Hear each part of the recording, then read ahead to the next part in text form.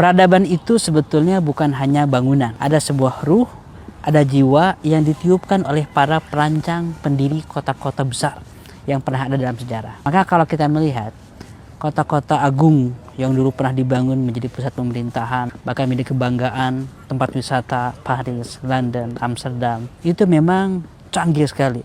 Tata kotanya, kebersihannya, keteraturannya, kemegahan bangunan-bangunannya. Ya, ada satu yang kosong, ada satu yang hilang, yaitu nilai spiritual. Beda dengan kota Istanbul ini.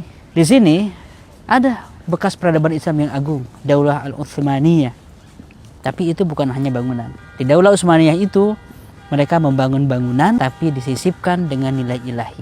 Disitulah tauhid mengejawanta jadi bangunan-bangunan yang megah. Disitulah tauhid mewujudkan dirinya menjadi pengetahuan yang canggih. Disitulah tauhid bahkan menjadi sebuah kemajuan pengetahuan yang tersebar ke seluruh dunia. Penemuan-penemuan teknologi tercanggih itu muncul di zaman Al-Fatih dan generasi setelahnya. Karena ketika mereka membangun kehidupan, mereka mengawalinya dengan basis tauhid. Inilah yang kurang dalam peradaban modern. Kita sedang menjadikan role model negara-negara barat, negara-negara maju, atau negara-negara Korea Selatan, Cina, Jepang sebagai benchmark. Kita ingin mengikuti kebersihan mereka, kerapihan mereka, tapi lupa bahwa harga mahal yang perlu dibayar dari peradaban modern adalah hilangnya spiritualitas. Tapi bukan berarti kita tidak mengejar kemegahan, keagungan, kerapihan karena kita mengejar spiritualitas. Enggak.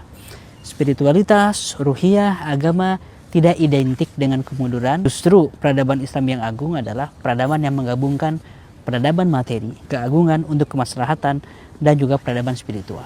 Tidak boleh dipisah, tidak boleh didikotomikan. Nah, inilah refleksi yang saya dapatkan kalau sobat-sobat jalan-jalan ke Istanbul, aura itulah yang ada.